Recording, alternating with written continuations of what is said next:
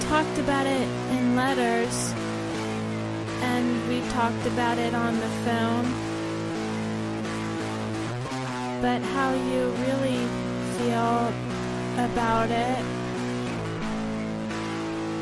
I don't really know.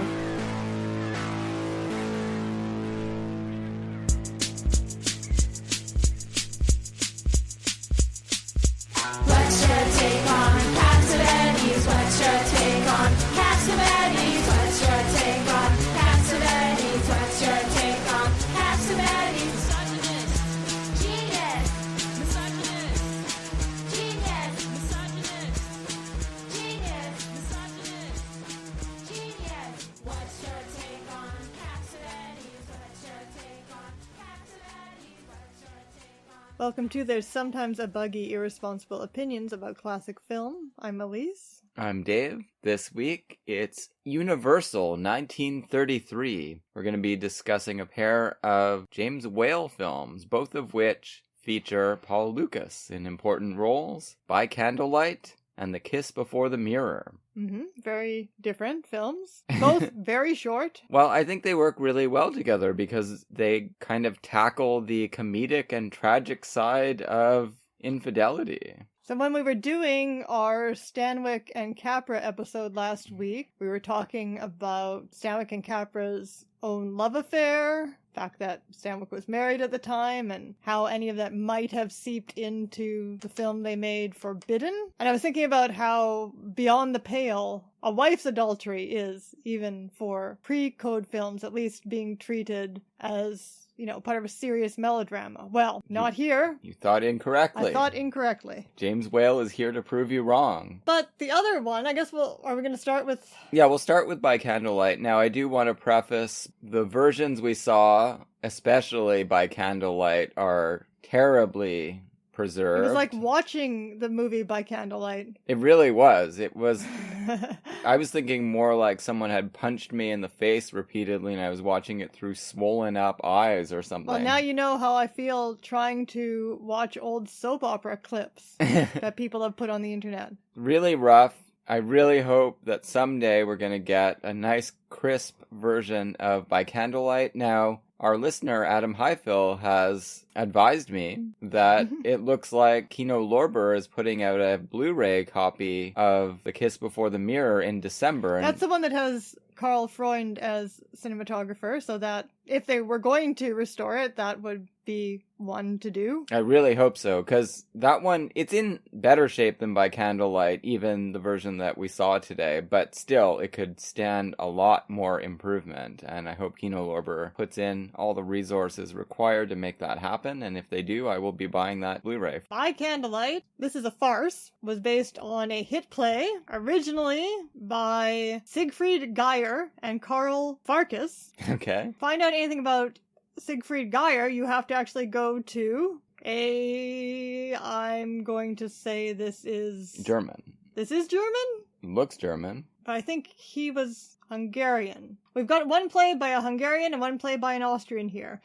I don't know what was going on with Broadway at the time. We already talked about this in the Morning Glory Frank Molnar episode, but not just Frank Molnar. All sorts of Austro-Hungarian playwrights were getting their work translated and put on Broadway in the 1920s and early 30s, it seems. Why not? So he was born in the Austrian border area with Hungary. According to the Google translation here, appeared with great success on 128 evenings at New York's Empire Theater on Broadway. When? In the early 30s? September 1929 to January 1930. Okay. It was written with a fellow who does have an English page, Karl Farkas, who is described as an Austrian actor and cabaret performer. So I'm just going to speculate that perhaps he originated the role of the butler, and that is how he contributed to the writing, but I have nothing to base that on. The butler is played by Paul Lukas, friend of the show. We've encountered him in a bunch of movies already. We have?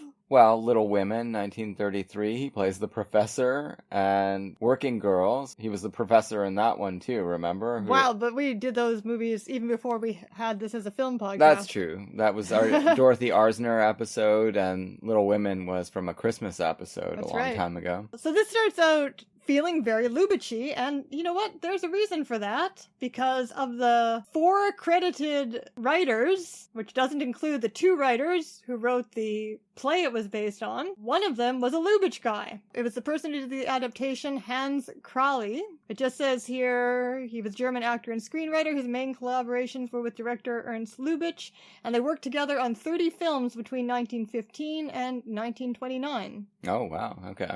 So a big Lubitsch guy. But by the end, I would say it becomes fully a whale film, as the performances get more whalish. I mean, you can say campy, but that doesn't describe the particular brand of campy that whale comedy can be. And these 2 movies were made in between some of his first Gothic successes, like The Old Dark House, Invisible Man, and Frankenstein. I mean, he was a busy director at Carl Laemmle Jr.'s Universal. All those horror movies you know about, obviously he made them, but then he made a bunch of movies that fall through the cracks and have not been well remembered, unfortunately. These 2 are a pair of good examples. There's also Impatient Maiden. That movie is in terrible shape too, the only version that you can find circulating. And something like Remember Last Night, I've always loved that movie. It's a sort of Thin Man type thing where an upper class couple tries to remember how some murders happened at a party that they were at the night before, but too sloshed. Yeah, I guess it's kind of unfortunate that James Whale has been kind of typecast in cinematic memory as a horror guy, since he did do... Well, we've already talked about the greatness of Waterloo Bridge. He did do comedies and also, like, tragedies like Waterloo Bridge. And here we've got both sides of the coin. So this is I would call this very slight, this movie. It is. But it seems like, at least, as you were saying, the movies he made up to Showboat seem like they're definitely worth watching. So the New York Times is quoted in this Wikipedia entry on By Candlelight. No author is attributed to this. Maybe there wasn't a byline on it, but I just love the tone of the New York Times from 1933. A pleasantly amusing diversion. It is shallow and somewhat obvious in spots, but its little intrigue is set forth with admirable cunning by James Whale and others. The audience yesterday afternoon chuckled with glee when the prince in brass buttons brought in the champagne, doing the butler's duties in a meticulous fashion. Listen to that mellifluous alliteration and assonance. It's probably Bosley Crowther. Yeah, he usually gets named. He certainly had a byline. Maybe it was someone filling in for old Bosley. And the title is great, too. Alyssa Landy and Paul Lukas, and a light and amiable tale of a butler's deception. So Alyssa Landy we've seen before at other studios in very different roles from this one. So we've discussed her in connection with The Sign of the Cross. She was the persecuted Christian maiden in The Sign of the Cross and the persecuted Jewish maiden in The Yellow Ticket. Her career was kind of on a downward trajectory, and I lamented that already in previous episodes. Speaking of which, we also have Nils Asther, friend of the podcast, referred to in our previous episode. Same year as Bitter Tea of General Yen, he is playing an amorous prince who has a real comradely relationship with his butler. But it's a supporting role. He's no longer the Valentino-esque heartthrob of the silent era. Now if he wants to be that, he has to put makeup on. Well, he's still the Valentino-esque heartthrob in this movie. It's just that the story's not about that. Yeah. But he's doing the same kinds of things. I guess that's true. But he's sort of displaced. He's still giving it his all. He's still very charming. He provides a lot to this film.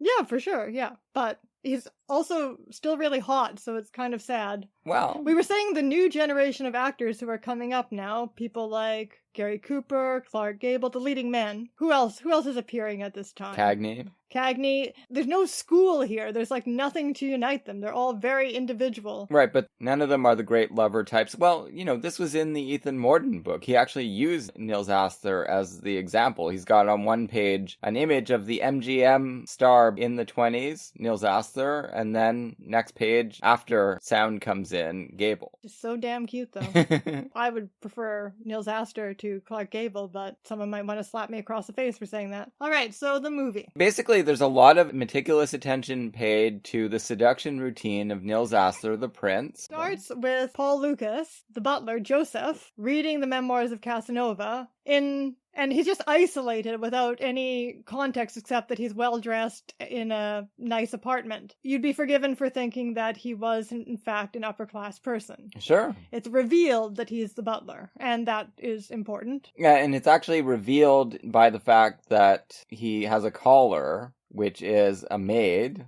That's who right.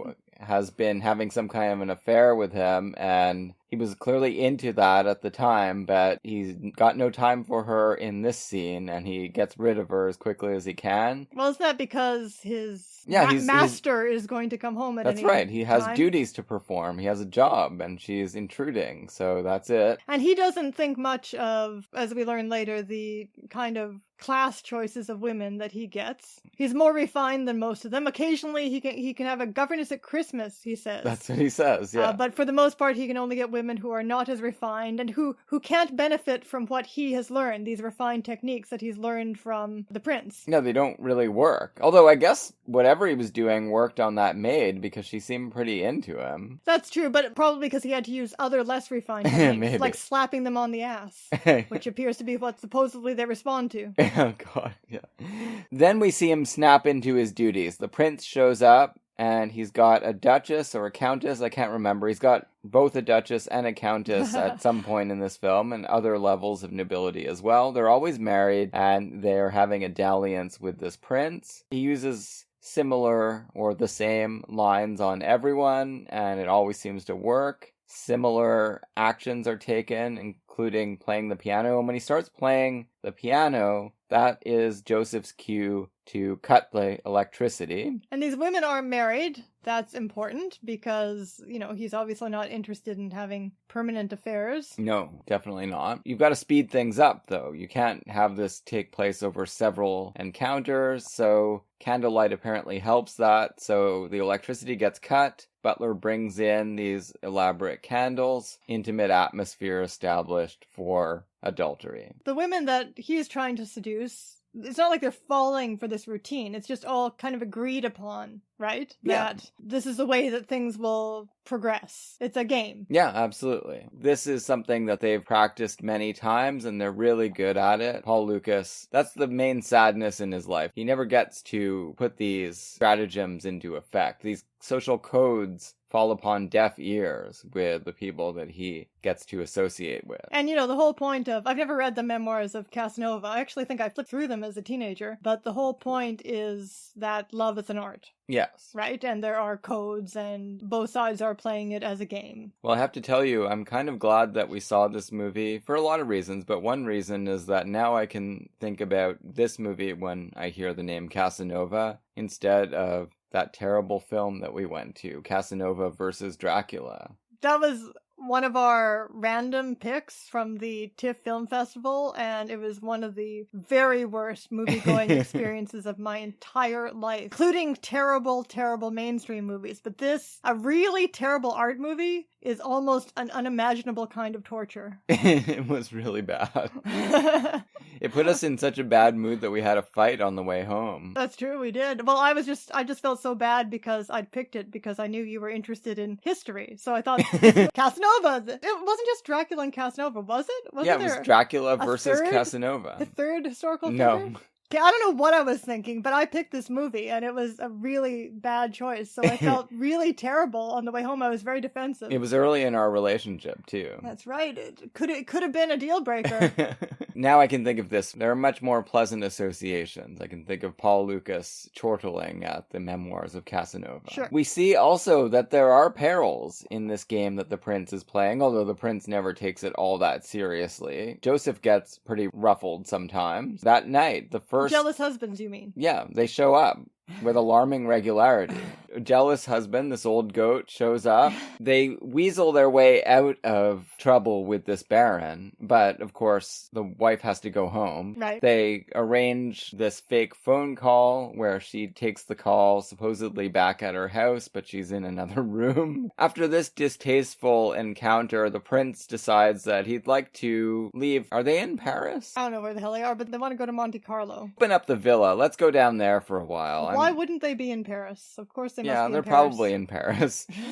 This is the opportunity for Joseph, Well, the he butler. tells Joseph to go ahead with the luggage. Yeah, and just get the place ready for Yeah. the prince to occupy it in style. And so in a sort of North by Northwest style scene, he gets seated with this beautiful, sophisticated lady in the dining car. The wonderful Alyssa Landy. And then it turns into a Billy Wilder type plot. At least one character engaged in masquerade as something they're not. She's also reading the memoirs of Casanova when he sits down. So this means they are a match made in heaven. But for about the first 5 minutes, I bought the idea that she might be an upper class woman who just happened to be reading this. But they Sure. turned out to be closer mirror images than that. And I did guess that after 5 minutes, it's not a movie for suspense is in order. No, not really. I mean, farce depends on you kind of knowing what's coming so that you can get ready to laugh. I guess. I mean, yeah, it's usually not very unpredictable. They have an interesting first meeting. She is dismissive of him until he pretends to rob. Well, basically, he does rob her purse Yes. so that he can give it back to her. So he breaks the ice. Then they have a nice dinner together. Now, Paul Lukas is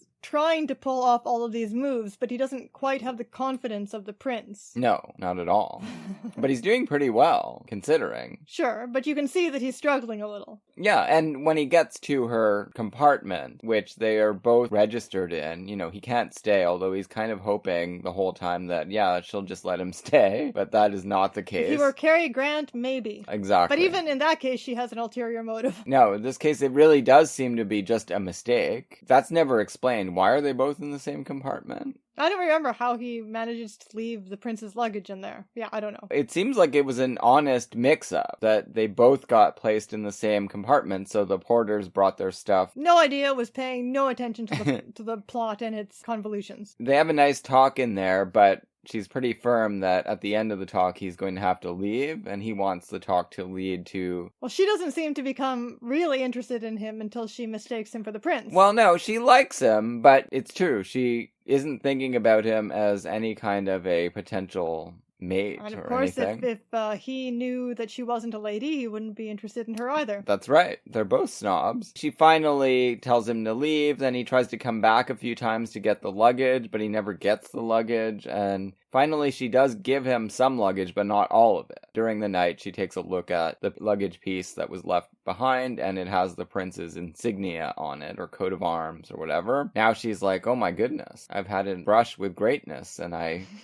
flubbed it. Luckily, it's very easy to get it back because this prince seems very infatuated. Yes, and he spends the night just sleeping in the hallway. He never gets another compartment, so he takes his lumps. The real fun sequence for me here was the fair. The fair, it's which beautiful. I mean, it would be beautiful if you could see it. You could tell that it could be beautiful if it was cleaned up. So she is a maid pretending to be a lady who's excited to be acting like a maid. And likewise, he is a butler pretending to be a prince who says, why can't we just get on the merry-go-round like common servants? So Alyssa Landy, she's very good. She's been very good in everything we've seen. She's done like many different kinds of roles. She really is great. No understanding of why they were using her less and less. By After the Thin Man, she's a secondary at best role. And then she's just gone. And she wrote novels though. And she died very young, unfortunately. So here she is doing, it isn't high comedy, it is farce. Kind of like farceurs pretending to be people in a high comedy. That's probably the scene that would benefit the most from restoration, because you really get the sense that Whale went all out to dramatize the dynamism of a night at the fair. And then, I guess Cinderella, she runs off because she has to go back to her maid duties? It's not just the merry-go-round, right? Like, they spend the entire night there drinking, and there's that great scene where there's a dissolve. Well, because he does trick her into getting off the train permanently. Oh, yeah, he does. He's a real weasel. Like, if you look at this objectively. But, of course, it makes it all okay that she was also being some kind of a weasel. They make a great pair. Everything evens out. But yes, he really hopes that instead of getting the next train, she will stick with him and they'll drive down to Monte Carlo. He's rented a car. She runs off. Yes. Either because she just doesn't want to give in that easily and seem like it's a cheap encounter, or maybe she knows that she's got more of a tight timetable than that and she's got to be back in her maid. She's traipsing around in her employer's clothes all the time. Yes. And passing herself off as, well, I guess not her exactly, but someone she's not. No, she never says well, she says her name is Marie, but that's it. That could be anything. But he knows the address. No, he follows her. That's what happens. Oh, right. He tells her that. Yeah. Yeah, so he knows where she lives, and he gets the address, he calls her up, and the wacky way she's behaving during this phone call, like trying on clothes like that's what she does with her life, at that point, it's a pretty strong hint what she's actually doing. She is constantly working on refining her imposture. Very delightful to her to be invited for another audience with this prince, so she agrees, although she does make a bunch of noises about how her husband might have problems with this. So it does seem like an illicit assignation as far as she is concerned. Which Joseph would be expecting. Exactly. That doesn't faze him in the least. That's just par for the course. That's classy. So again, the next really great sequence is, of course, when he gets her back to the apartment and his employer shows up. Well, yeah, but don't forget, before that, they're just having a great night. He's using the prince's moves and everything is actually working for a change because she understands those codes as well. Except for the one hiccup, which makes sense, that he offers her this ornate cigarette case that the prince always offers to different women who admire it. A gift from the Shah of Iran, I think. And usually they say, oh no, I couldn't accept it. But she says, oh great, I'll take it. And that's not supposed to happen. But of course, the reason that they don't usually take it is because it'll just be evidence to be used against them by their husband. She has no husband, so why not take it? It really is Wilder-esque if you think of Some Like It Hot and these plebs pretending to be upper class people and fooling each other only because they have no idea what they're doing. But these people are actually pretty good at it. They're a lot better at it than Tony Curtis and Marilyn Monroe. Right, because these are actual servants who spend every waking moment with the people that they're aping. It's not just that they watch some movies. No, they know how these people really behave and how they dress and what they do. Yeah, of course, Alyssa Landy's character is overcompensating a bit in her snobbery, so she makes a lot of derogatory comments about butlers. Yeah, it's true. They each have a different strategy for that. As you say, she is kind of playing it up, the difference in class, and he is just kind of striving to not mention it as much as possible. He barely knows. This has just kind of happened to him, where she has been posing for we don't a know long how. time. Yeah, it could have been going on for years. Yes. Maybe she's often been in situations like this. Who knows?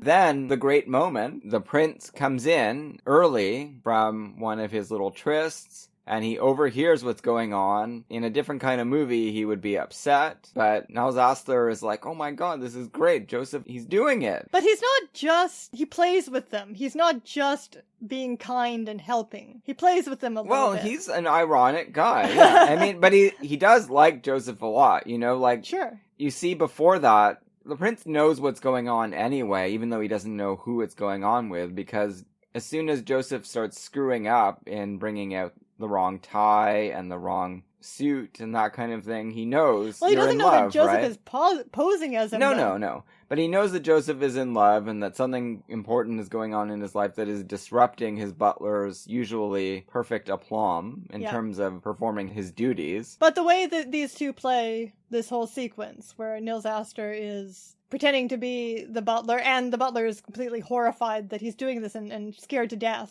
of what it means, that he could be fired, or what, even though we know better. Nils Asther would never fire Joseph. Exactly. And it does have a little element of not homoeroticism, but homosociality to it. Well, yeah, definitely. Like, this is a really lovely little cross-class friendship here. It's bros before class. As you say, he's also kind of making fun of Joseph a little bit and teasing him. And he screws up the whole night. I mean, Paul Lukas is not expecting to have that extra wrinkle of the candlelight. He's playing the piano, which the prince always does, and she is loving it. But they're supposed to be alone in the house, so nothing is supposed to happen to the electricity. And then when it goes off... Well, she doesn't want a butler to see her, because she's afraid he'll somehow blow her cover. Maybe he's seen her at one of the servants' balls or whatever. Who the hell knows? Yeah. But in fact, he has seen her. Now, we don't ever see him see her. No, he's seen her before because he knows her mistress. Yeah, but they haven't had an affair before. He's just seen her when he's at some party I think or something. so, yeah. Because she doesn't know what the prince looks like, obviously, or No. who this guy is. They start the affair after he slaps her on the ass. That's right. Which is the next wrinkle. That's right. Because this is Nils Asther's way of dealing with servant maids, which is that he slaps them on the ass. Yeah, and he's probably had his share of affairs with them, too. Sure, and he does this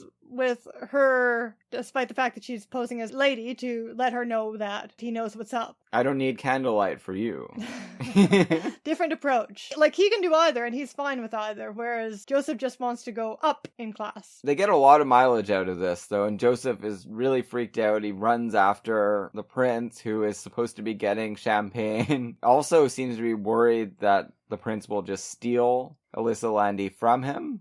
And the prince kind of lets him worry about that. Yeah, I did wonder if that might happen. But no, he just wants to tease her. Yeah. Basically. But he teases her right out of the house. So he does ruin their evening. He does. Yeah, he wrecks everything. In a very jovial way. And then the next development, I guess, really is we follow the prince over to a party and yes. Well, there's the missing cigarette case. So the prince is okay with Joseph impersonating him, but he's not okay with him giving away his gold cigarette cases. Yeah, but he's not, like, gonna fire him over that either. He's just like, no, we gotta get that back. That's a useful case. He treats everything kind of as they're a team. Joseph doesn't seem to know they're a team. No, of course not. Because he's not the one determining whether they are or not, I guess. Well, yeah, exactly. He's like the owner of a company or the big manager who acts like everybody's friends. And maybe they even mean it, but their employees can't really take that for granted all the time because it could change at any moment. I feel like that's the mood that's established there. So yeah, Paul Lukas plays it exactly right. He's gratified that they have this confidence between them, but the rug could be pulled out from under him at any moment. So he always looks really nervous. Yeah, especially with a guy as nutty as this. Then there's the party sequence where the prince encounters the real owner of the dress that Alyssa Landy was... With the remarkable back cleavage. This is a thing from 1930s movies, back cleavage. I guess, you weren't supposed to show... I don't know how. What? I don't know. But they make back sexy, and also makes it look like no woman ever has a mole. But he really does slap her on the ass anyway, even though that's what he's talking about her back. True, talking to her back anyway. I don't think you would see that in a post-code film. What, ass slapping? Right. Well, there's a lot of spanking. Spanking is different. Even though it's not different, they were able to get away with it. It's always supposed to be erotic. Yeah, but they're not supposed to make it overtly erotic. Oh, well. I think obviously the Catholic Church was like, no, this is just spanking. What about that Priscilla Lane movie? That's pretty overtly erotic. Well... Was that postcode? Yeah, definitely. Yeah. Love, honor, and behave. Yeah, the whole point of that movie is a husband reaching the moment where he can spank his wife. It's a crazy, crazy movie. Yeah, and then she gets really excited. She does. And they circulated stories about how he had to spank her 38 separate times. You mean production stories? Yeah, exactly. So it was part of the ballyhoo for the film. That was the only ass touching that was allowed in postcode films? Yes. I don't know. If anyone has contradictory evidence, let us know. Like a counterexample to that. Yeah, there could be, but it's not coming immediately to mind. But anyway, I like the way Whale shoots this offense. There is, of course, 20th century with the the pin to the ass. Yeah, but that's 34. On the border. That's the border. The code probably wasn't fully being enforced when that was done. That's really something. He offends this countess quite badly, and she stalks off through a neat series of traveling shots. They go behind some obstructions, and by the time they re-emerge, they're best friends and they're going to start an affair. So yeah, that's a nice little ellipsis. Yeah, we don't really know what he said, but we can believe that he is fast enough on his feet. He talked about the women who look like fruit trees, and the fruit trees who look like maybe, women. Yeah, he used some general yen on them. All set for romance, and this is another one he owes Joseph. The team is working on all cylinders. It does have kind of that neat symmetry to it that they're both helping each other with all of these ironic caveats, but it all does work out beautifully for everyone in this movie, right? Because the prince would have been caught dead to rights this time. Although the reason he would have been caught is because of the cigarette case that was in the purse of the countess. It's found by the count. Yeah, because she's always taking her employer's things. Yep. So the count actually goes into the purse early the next morning, because he's a suspicious guy, I guess, finds a cigarette case. Well, he's as suspicious as the plot needs him to be, apparently. Yeah. Oh, no, he's not the same. No, it's he's the a different Count one. and the Baron. Oh, Yeah, my no, God. It's no. all the same, though. This guy is a lot more with it, although I think he's even older. Whatever the case, he thinks he's got the prince dead to rights. It has the prince's name on It's it. the smoking cigarette case. Yeah, shows up with this case, determined to have a showdown, and his wife actually is there, loving the prince. But Joseph tries to tackle the Count, but is not quite adequate to the task. they discover the wife. It's a little bit like Love in the Afternoon. She's in the clothing of the wife. The wife really was there. Yes, that's true, but they discover Alyssa Landy in the wife's clothing. Yeah, so the Count, incredible relief, comes over his person, and now he's got a great story to tell his friends at the club. And he's like, ah, ha, ha, ha, ha, ha, you're completely through. She's gone. Yeah. Not made no more. That's it for her position. I mean, she really has been playing with fire. So all of his doubts are put to rest. He can just calm down. He can save face with his friends, and his wife can continue her affair with the prince. Everyone's happy. And the only danger here is that because Alyssa Landy has finally been exposed as not at all what she was pretending to be, and she has also learned during the course of all of this that Joseph is a butler, well, she really puts up a fuss about that. There's an exchange of slaps when he says, if you liked me as a prince, you'll love me as a butler. She storms out. So she maybe really doesn't like butlers. Maybe it's not an act. Well, yeah, she may have worked in a household with some terrible butlers. With some pinching butlers. Yeah, very possibly, right? That's kind of left hanging. Always peeking through keyholes, she says, telling her to take off her mistress's clothes. That's a potential sour note. Joseph may be left all alone, and she's been fired, so the servants haven't done too well this night. But the prince has really benefited from it. An ugly scandal has been avoided. The countess, I'm sure, is very happy as well about all of this. They get the cigarette case back. Joseph, ready to start moping in the kitchen, instead finds that Alyssa Landy is waiting for him there. She has reconsidered, and she realizes that some butlers aren't bad. That's right. And they embrace, and everyone's happy. Sure, yep, done. It's got some nice scenes, nice twists, nice coup de théâtre stuff. I think it's a really well-made film. And again, the only pity is that you can't really see it all that well. Nope. All right, now we move on to a very different Paul Lukas in The Kiss Before the Mirror. So this was based on the 1932 play by Hungarian Ladislas Fodor. Screenplays by William Anthony Maguire. Not much of a Wikipedia entry on him. I think you like... No, it's not The Great Ziegfeld you like. You like Ziegfeld Girl. That's the one you like. No, I'm not a big fan of The Great Ziegfeld, even though it was directed by Robert Z. Leonard. Wikipedia describes this as a pre-code mystery film. Not really. There's no mystery. No, it's not a mystery. It's not a mystery film. Sort of a crime film. Psychological thriller? It's kind of a Dostoevsky-ish character study of someone on the verge of becoming a murderer. Sure. Don't they usually go through with it, though, in Dostoevsky? Who knows what happens in the play? So this one seems like, I don't know if it's the presence of Karl Freund. I don't know if they were reusing some sets from their Gothic movies, but this one seems like a whale movie from the get-go, unlike the other one. Well, Whale has many moods. He is into farce as well, I think. Sure, but what I mean is that this one is instantly very stylized. Oh, yeah. Visually. Actually, it's interesting, though, the way this one starts kind of got a similar-ish first scene. You've got a guy a well-dressed guy getting a room ready for an assignation. It's Walter Pidgeon. This is very early for Walter Pidgeon. He doesn't really seem like himself. You barely even see his face. And he doesn't even sound like himself when he's talking. He only has a couple of lines. But anyway, he is awaiting a lady, we kind of gather as it goes along. And he's not a butler. He is the person that owns this house. Then the lady appears. It's Gloria Stewart. Very interesting 30s actress who didn't have quite the career that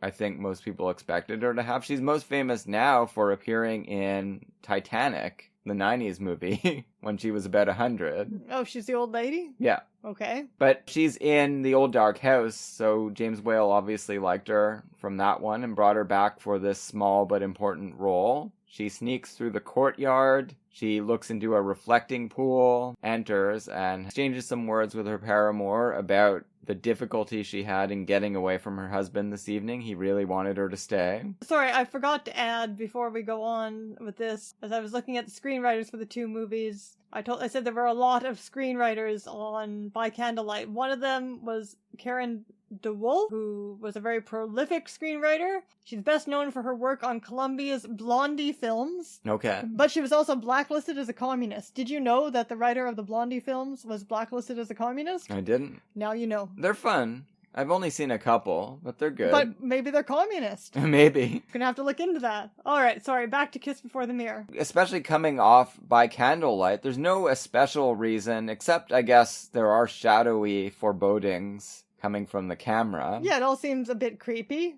But you don't necessarily expect this to end in murder so quickly, but it does. She is followed onto the property by a man. We gather, because of what she said, that this is probably her husband. And he doesn't really waste much time. He doesn't even wait to see her kiss this guy or anything. She's by herself in the room, getting ready. I think that's important thematically. Yeah. We'll talk about that. What the whole title is about. Yeah, it's quite something. Well, we can talk about it right now. He's not catching her in flagrante delicto. He's catching her showing emotions that he doesn't want to see when he knows that they're not directed at him. That's not how I read it. I read it as what is making these men psychotic is not sexual jealousy. It's not Othello. It's the women's narcissism. It's their complete inaccessibility because their love is not for any other man. It's for themselves. And that's like something you can't compete with. Yeah, well, that's what I mean. It's amazing. Both of them get caught up in this hypnotic image of the narcissistic woman. Yeah. So this is a deeply Freudian construction. I don't know what bearing it has on reality, but... Well, I mean, I only give it this reading because it's the kind of shit Camille Paglia talks about it a lot. Hypnotic effect of female narcissism. Sure. She talks about it as a theme in romanticism and in the visual arts. Yeah, well, it's definitely that. I'm just saying I don't know what psychological validity it has, if any, but it works really well for this film. Well, any psychological validity it would have would be as a... gender. Well, yeah, as a social construct that both the man and the woman get caught up in. Yeah, they're both supposed to be in love with the image of a woman. Exactly, and that's why the men have this obsession that can tip over into psychosis and violence. I think it probably does have some psychological validity. But, spoilers, what our main couple discovers is that luckily there is, in fact, more to their relationship than their infatuation with this woman in the mirror. Right, but not this couple, because they don't get a chance to, anyway. No, and Paul Lukas, he does have a lot of interesting stuff to do in this movie. It's not quite as simple as you think it's going to be. But yeah, here he just flips out, shoots her through the window, she's dead. This is all and shot. He doesn't even bother with the lover?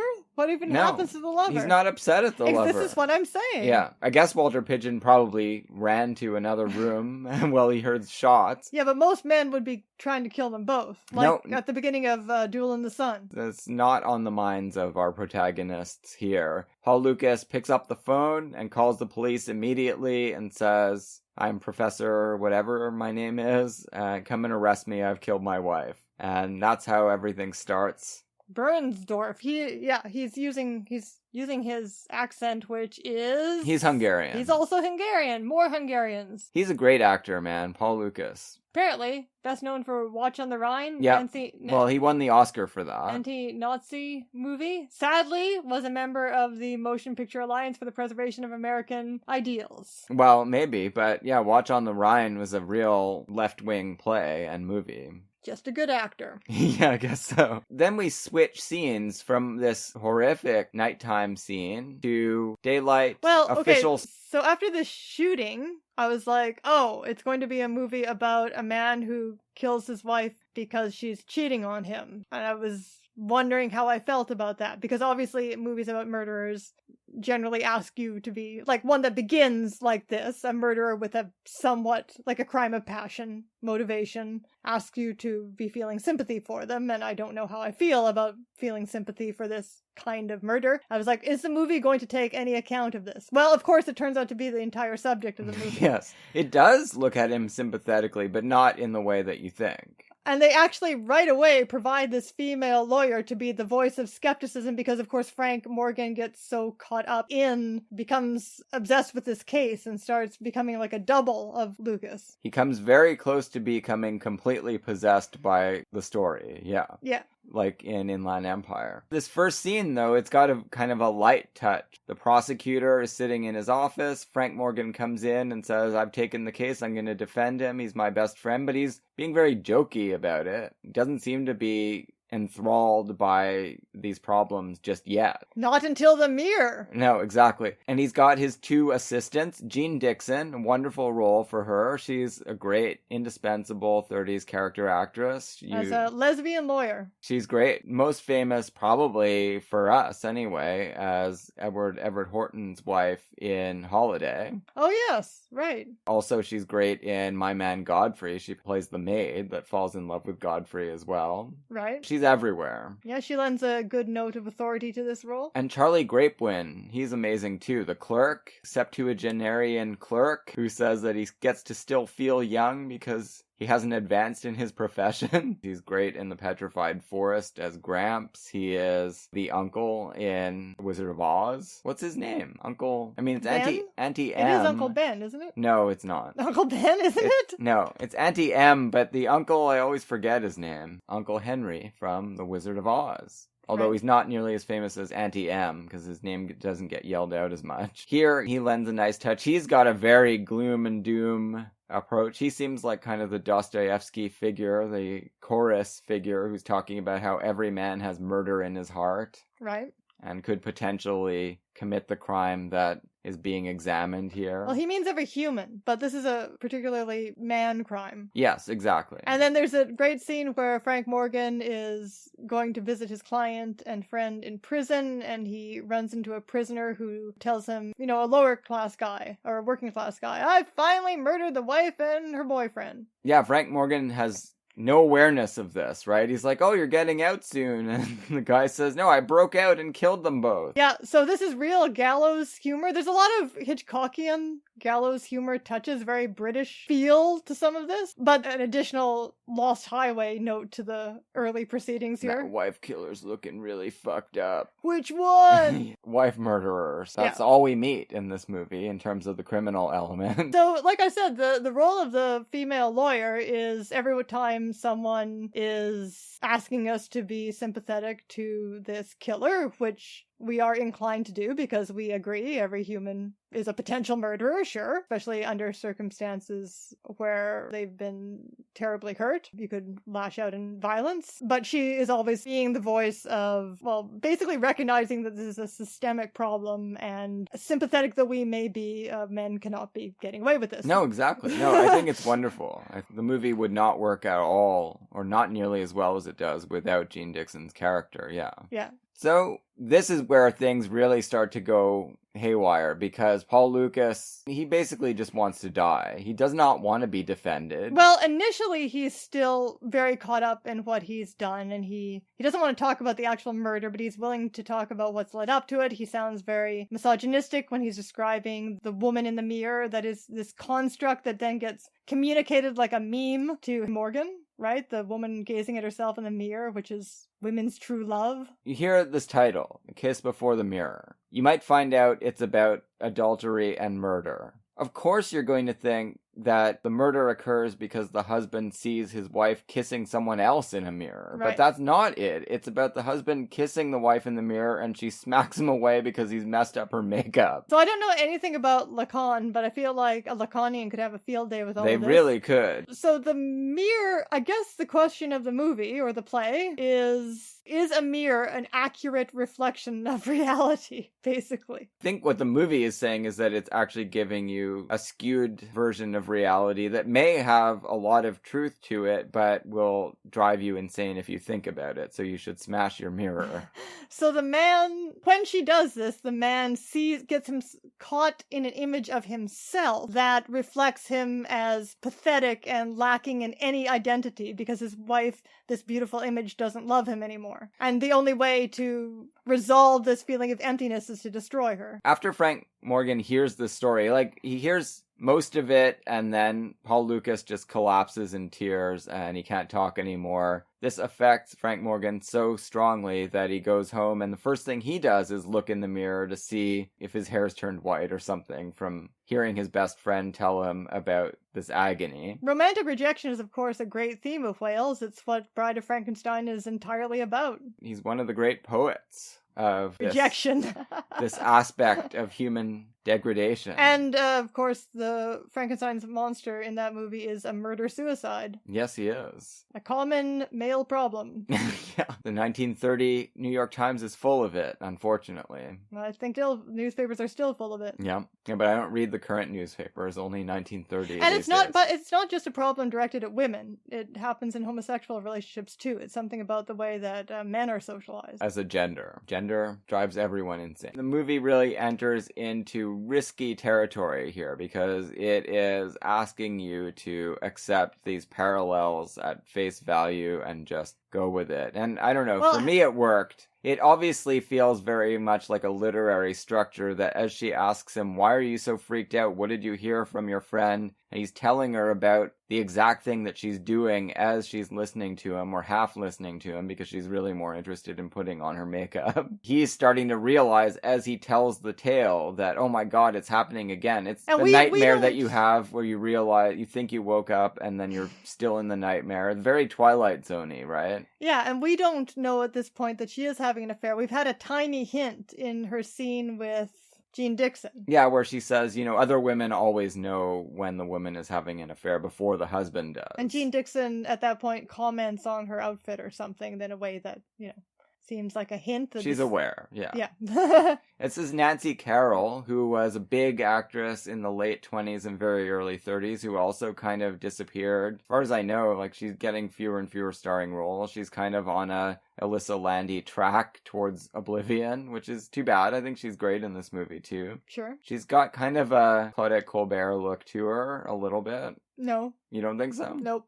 Okay. Nobody looks like Claudette Colbert. Nobody looks exactly like remotely. her. Her career didn't fare as well as Colbert's. I think she's appealing in this movie. She's fine. By the end of telling his story, he has realized the parallels go so deeply that... He's a very good actor too, Frank Morgan? I love Frank Morgan. It's a very understated performance. Really gets intense at the end. Well, that's true. That's not so understated when he's doing his lawyer piece. No, but it's good. Yeah. It's really good. He's so likable too, always. Don't you feel like this even intensifies the Mr. Matichek yeah. drama? Well, right? Mr. Matichek...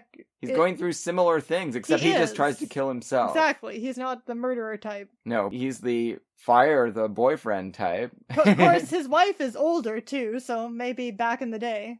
When she was still the image in the mirror, who knows? Maybe that's a sequel. It's only 6 or 7 years before The Shop Around the Corner, but Frank Morgan... looks so much slimmer and younger. Yeah, in the early 30s he did play romantic leads or quasi-romantic leads, as in this one. Also in Hallelujah, I'm a Bum, he is kind of a romantic lead in that one. So he was gradually shifting over to character parts by the late 30s, but one of the most indispensable character actors of that period. We've seen him already in a bunch of great movies, and we will see him in many more as the years go ahead. It's kind of a Henry James series of inferences he makes with the help of Paul Lucas's instruction to draw out that, yeah, his wife's having an affair because of what she's doing in the mirror. Yeah, and she keeps explaining everything she's doing in a way that seems perfectly rational, like he's losing his mind. Yeah, but until the movie doesn't leave you in suspense because... But until the moment where he tests it out with the kiss. Right? And then she acts like a maniac. Stop sneaking up on me. Smacks him away. She says it's disgusting. It's disgusting for a husband to sneak up on his wife when she's dressing like that. And then she recovers very quickly and tries to treat it all like we're back in a farce and he's just being silly. But no, it's not going to work out. So he's going to follow her. She's an image of deception and unknowability. It's all that Lost Highway. You'll never have me. Exactly the same stuff that Lynch is doing in those And scenes. I've always said, as someone who wrote a play about a homosexual man who was a murder-suicide of his lover, I've always thought it's interesting putting Lost Highway and Mulholland Drive together, Mulholland Drive is the version where you can just sympathize with the murderer because it's not a systemic problem that has to kind of take on the burden of patriarchy. So in Lost Highway, there's all this dark... Toxic masculinity. Yeah, dark, cruel irony about what this character has done, and the character is badly punished, whereas Mulholland Drive is just much more sympathetic, despite, all the horrible things that and she still kills herself. Naomi Watts goes through, yeah. But it's less ironic at her expense. And yeah, that's true. Well, it's not less humiliating towards her. Anyway, you get more emotion out of it in Mulholland Drive. Yeah, I think that's true. He lets himself go there more, Lynch. But I do think that Lynch, that You Will Never Have Me scene is the ultimate version of whatever that is, don't you think? I mean, well, I don't know. This mirror stuff is pretty good too. It is. No, I mean, and they're on a similar track. I don't think I'd put this quite on the level of Lost Highway, but it's very close. It's very good. Well, it's not like Whale's getting a total chance here to do a complete auteur thing. It's a really interesting film, and I'm glad it's being restored, or we hope it's being restored. He does get to do that in things like Bride of Frankenstein. Yes. Karl Freund did do the cinematography for The Black Cat, right? I don't know. This movie also makes a really timely argument about what can happen when you have a gun in your pocket and what will happen when you don't have a gun in your pocket. Because Frank Morgan tells everyone who will listen at a certain point that production for use. If he had had a gun with him when he found his wife also in an affair with Donald Cook, then he would have shot them or shot her. And who's that guy with a prisoner at one point who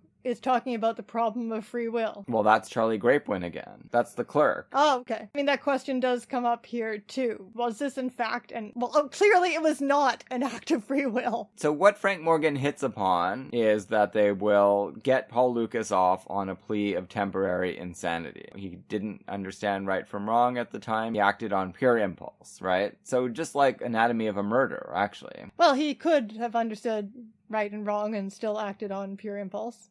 But see, the thing is, Frank Morgan says... An irresistible impulse. Yeah, Frank Morgan tells Paul Lukas, you did commit a cold-blooded murder. You did plan it. You got yourself a gun permit. But he didn't even realize that that's what he was doing at the time. Sure, fine. But Frank Morgan is basically showing us that he could make the case either way. And because it's his friend, and because he is a crackerjack defense attorney, he's going to skew it in the direction that will get his client out of execution. I just thought it was an interesting question to bring up because of this, what do you want to call it, modern Western version of deciding whether or not someone is responsible for their actions when committing a violent crime. Well, you can't... Because in Greek tragedy... Nobody's responsible for anything. No, everybody is responsible. But it's all written in the stars already. No, because... forget about fate. Forget about that aspect. I mean, at least according to some books I've read about Greek psychology, I think it's in Dodds's Greek, The Greeks and the Irrational, because I was interested in reading about Greek tragedy and how the ideas in tragedy, the idea of guilt in tragedy changes in the Elizabethan era and etc. For the Greeks, you're guilty if you did it. It doesn't matter why. Like, I think it's Kant who introduces the idea of meditation, or intention, right? Intentionality in guilt. Or he's one of the people who introduces it. So you are guilty if you committed the action, and you're always guilty, but you're never responsible, because the only reason people commit violent crimes of passion is because the gods visit madness upon them. Yeah. So it's just a very interesting way to conceive of things. You're guilty and you must be punished, but you're not responsible. So there's not this kind of internal torment about it. Greek society was not a Foucauldian society. It was a shame, honor-based society, right? Yeah, and guilt makes... Well, so there is torment about it in that you completely lose face and you have no social standing and you want to destroy yourself. So, yeah, there is that kind of torment. And also your guilt makes you a source of contamination, and therefore you have to be exiled, right? That's what guilt is. It's something that can be spread, like a disease. That's why there's a disease in Athens when Oedipus is, sleeping with his mother. For Enlightenment psychology... Yeah, Enlightenment, exactly, the time of Kant. This is where you have to start, where people desperately wanted to establish some basis for thinking that human beings had complete agency. They were not puppets of the gods or a god. This is the legal fiction that our system is based upon. But film noir, which is anticipated by a movie like this, always understands that that's a fiction. Well, like Scarlet Street. Well, yeah, all kinds of film noir. Sure. That is in fact a legal fiction, and the only reason for it is that punishment has to, as Gene Dixon says, punishment has to act as a deterrent. Right, but punishment also can't be meted out in cases where it would contravene the necessary idea of the unhampered free agent as a subject. It's a real tightrope they're walking, and one of the ways that this plays out is that if you can prove temporary insanity, then you're not guilty at all. You suffer no penalty. It's the best ruling possible, other than not guilty, because if you're not guilty because you're insane, then you just get put in something that's probably just as bad or worse than a prison. But temporary insanity, that means you're fine to go back to your regular life. It's a real wild card that you can play, and Frank Morgan gets away with it in this movie. Now, once Frank Morgan has told Paul Lukas that he knows his wife is having an affair, and he's going to kill her, this seems to wake Paul Lukas up, and he's like, well, don't do it! First of all, I would like to prevent the death of my friend, yeah, Nancy Carroll, and also that wakes him up to the fact that he's actually not happy that he killed his wife and is suffering due to it and doesn't recommend this to anybody. No. It's what happens with Paul Lukas in this film. And he wants to be punished at that point. Yeah, and he doesn't get it, right? So what happens to him is kind of similar to what happens to Chris Cross in Scarlet Street. He doesn't suffer any legal penalties, but you get the feeling that he's going to be... I'm surprised he's wrecked for life. I'm surprised anyway. He didn't just blow his brains out. He might be going to do that. He's going to wander around and probably become a derelict, right? Like, he's not going to be able to pick up where he left off as a professor giving neat little lectures to his students. He's probably going to fuck up, lose his job, lose all of his friends, and be wandering around yelling at people that he killed his wife, and nobody's going to punish him for it. He's just going to be tormenting himself. We get this courtroom scene, which is quite something, where Frank Morgan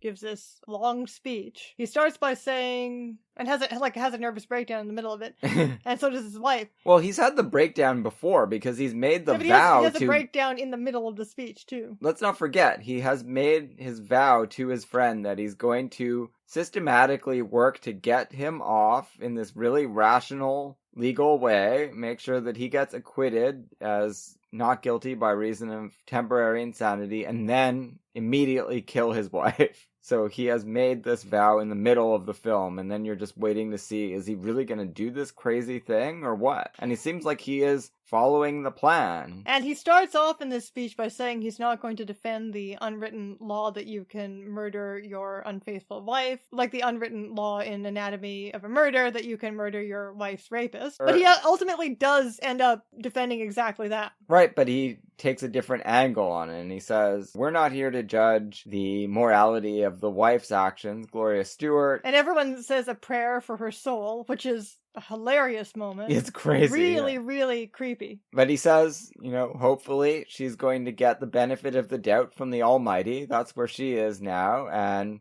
God understands human frailty and will probably forgive her. Our job here, we've still got Paul Lukas on the earth, and we have to judge him, and hopefully we can take some of that godlike understanding and apply it to this situation, which is under the human purview. It's not hurting the feelings of your romantic partner is not similar. No, it's not. To murdering somebody. No, but it's quite an amazing piece of legal sleight of hand. And there's all this macabre Hitchcockian humor about the sort of members of the mob and the comic figures who come to see this trial. And there is, in a callback to our Cooker pre-code from a few episodes ago, our betters, there is a very camp member of the press who gets called darling by one of his colleagues. He does, yeah. Also, let's not forget, he hasn't only made this crazy vow to his friend, he's just emanating danger. Everybody notices it. Gene Dixon is worried about him. Charlie Grapewin. You wouldn't think that Frank Morgan could emanate danger. He can do anything. Oh, he's a very good actor. It's true he often was called upon to play kind of bumbling, benevolent elder gents like the Wizard of Oz or in The Human Comedy, or Mr. Matichak, or etc., etc. But no, he could play with menace. His wife especially knows that he knows, and that he's planning something dastardly, and not overstated, but he clearly is forcing her to go to the courtroom and watch his summation speech. She's afraid of him, but she goes. It's all very disturbing. And she has tried, even before she twigged, like fully twigged, like she knew he was getting obsessed with this case, and that's why she decides to break things off with her lover, but she's not aware yet that he's on to her. But she still is, trying to end this. And again, it's very interesting, as you were saying before, certainly this movie is not about, it has nothing to say about women who cheat on their husbands because they're in love with someone else. Both of the wives in question here, they are sleeping with other men because it serves their own needs, but it has nothing to do with, it's just like it would be demeaning to their ego to only sleep with one man. That's kind of the way it's presented, right? I don't know. I don't know if we're given enough information about the nature of these affairs. But that's the point, that there's no interest in the nature of these affairs because the affairs are just symptoms of self-love that the film is exploring. Yeah, I guess you have to take it as at the end the spell is broken for both of them. Maria has been caught up in this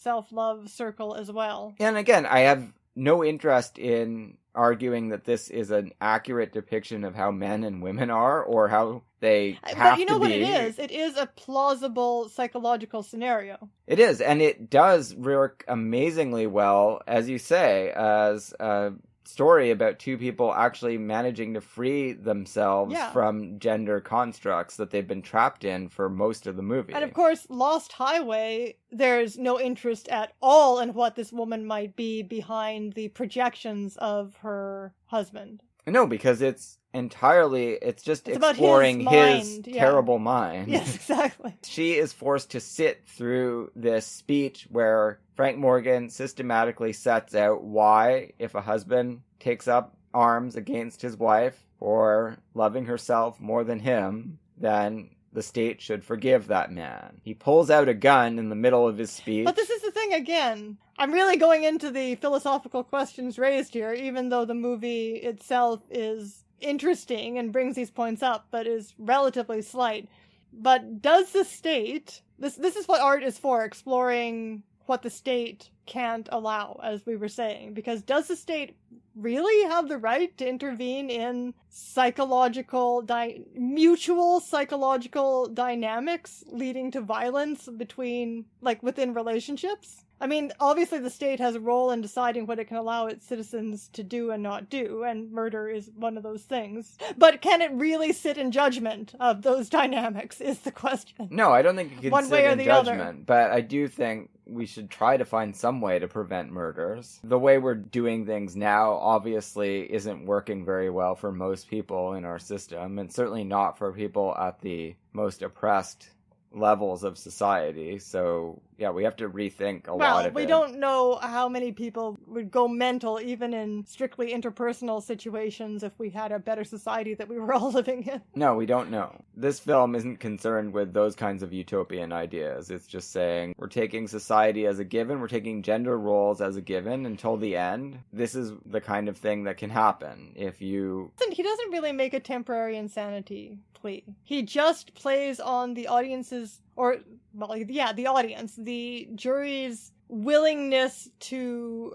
buy this unwritten law that an injured party, who is the man, not so much that he has a right to murder his wife out of jealousy, but that will inevitably do it. Right, but that's the insanity part, right? Because if it's inevitable, then you're not sane under the law. Then you have no ability to choose between right and wrong. So you're insane.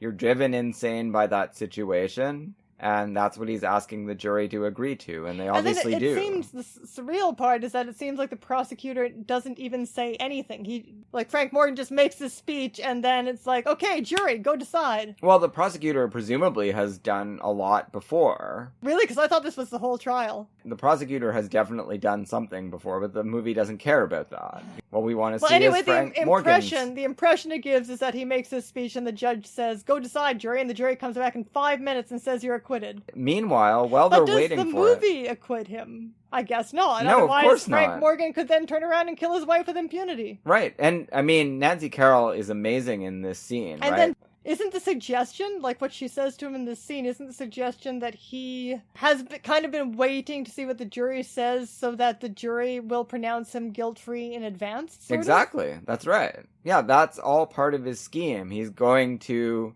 construct in his defense. own mind. Yeah.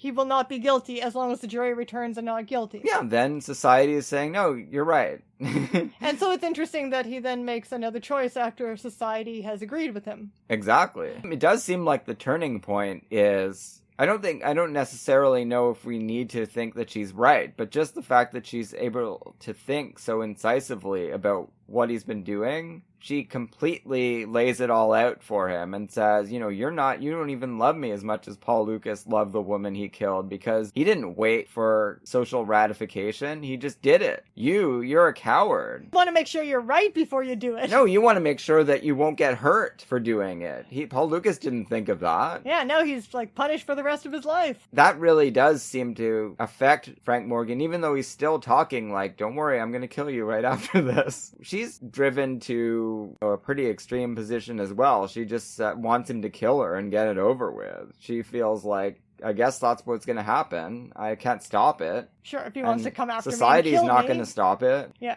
Just do it. The kind of unbelievable part is, except that you have to take it as a fairy tale in which the broken mirror ends the gender spell, is the fact that they forgive each other at the end. Oh, it's amazing, though. And then you get, like, the little kibitzers coming in. First, Jean Dixon, who says, this is a great legal victory and a really big problem for women. Yeah. She leaves. Charlie Grapewind comes in and sort of has his sad observations about what humanity has come to and what I guess they've always been in his mind, which is not very good. Paul Lukas comes in, though, and I guess that's the deciding factor in really pushing Frank Morgan to reconsider, because it was a bad decision.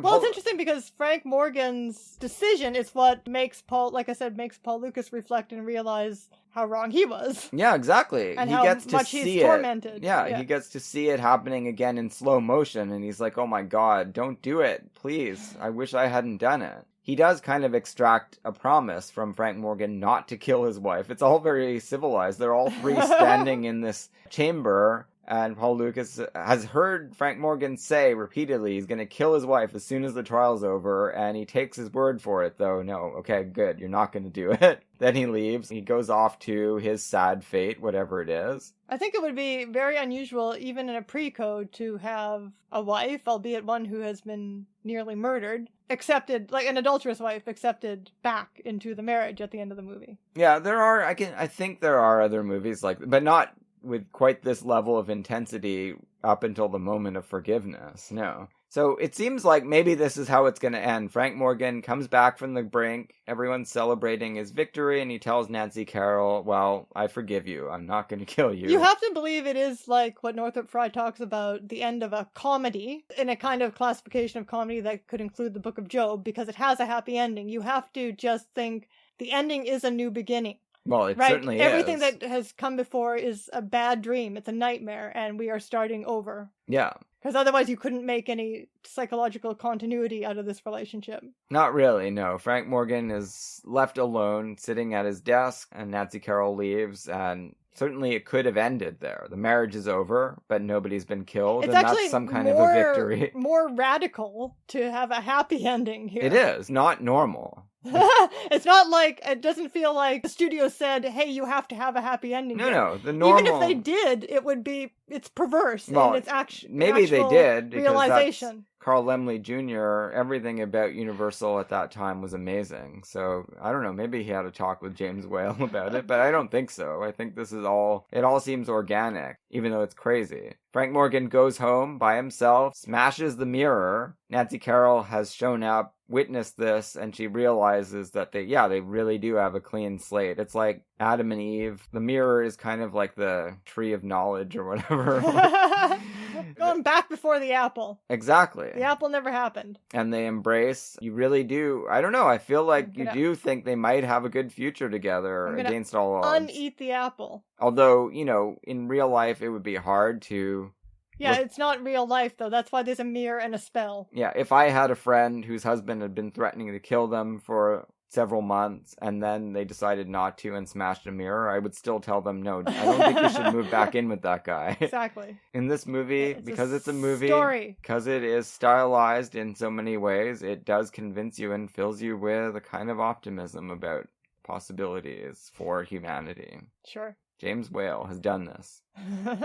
What are we watching next week? Nice short episode for all of us this week, after last week's epic. Next week, Elise, we return to the acteurist oeuvre review, Setsuko Hara, Part 7. Oh, wow, it's been a while. We're going to be talking about 2 Narusa films, Sound of the Mountain and Sudden Rain. Sound of the Mountain, you really like that one. It's one of my favorite movies of all time, I don't think. remember Sudden Rain, but that's good.